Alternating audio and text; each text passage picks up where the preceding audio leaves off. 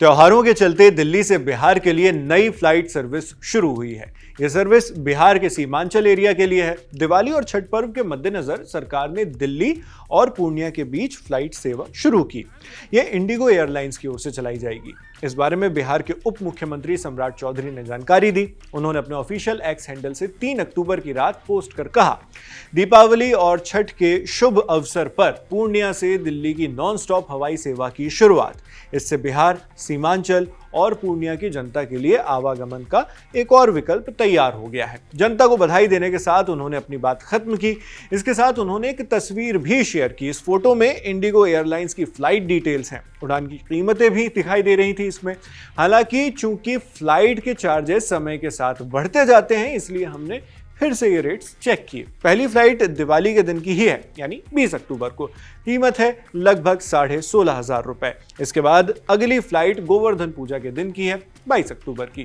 कीमत है लगभग 12,000 रुपए। 24 अक्टूबर की फ्लाइट खासी महंगी है, लगभग 17,500 रुपए की।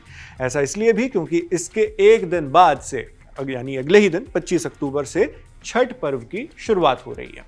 25 अक्टूबर को कोई फ्लाइट नहीं है। 26 तारीख को लगभग 8,000, 27 को 6 और 28 अक्टूबर को लगभग 5,500 रुपए में आपको फ्लाइट की एक टिकट मिल सकती है। 28 अक्टूबर तक ही छठ पर्व मनाया जाएगा, मगर ध्यान रहे ये कीमतें तब के हिसाब से हैं जब हम ये वीडियो शूट कर रहे हैं। बाद में ये फ्लाइट चार्जेस और भी बढ़ने की संभावना है।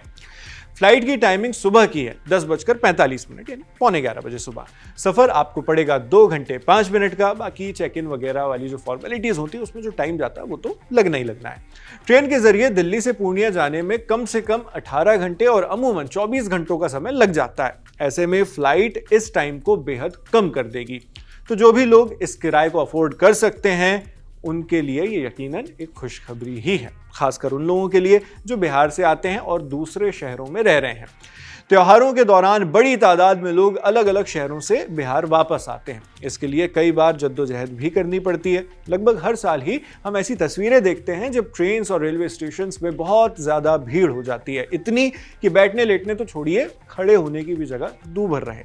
ऐसे में बिहार के ही एक ज़िले को हवाई रास्ते से जोड़ लेना पॉजिटिव कदम है, मगर ये उन आम लोगों की परेशानियां कितनी कम करेगा जो बस रेल के धक्के खाते हैं, ये देखना होगा। आप क्या सोचते हैं इस पर हमें कमेंट बॉक्स में जरूर लिखकर बताइए।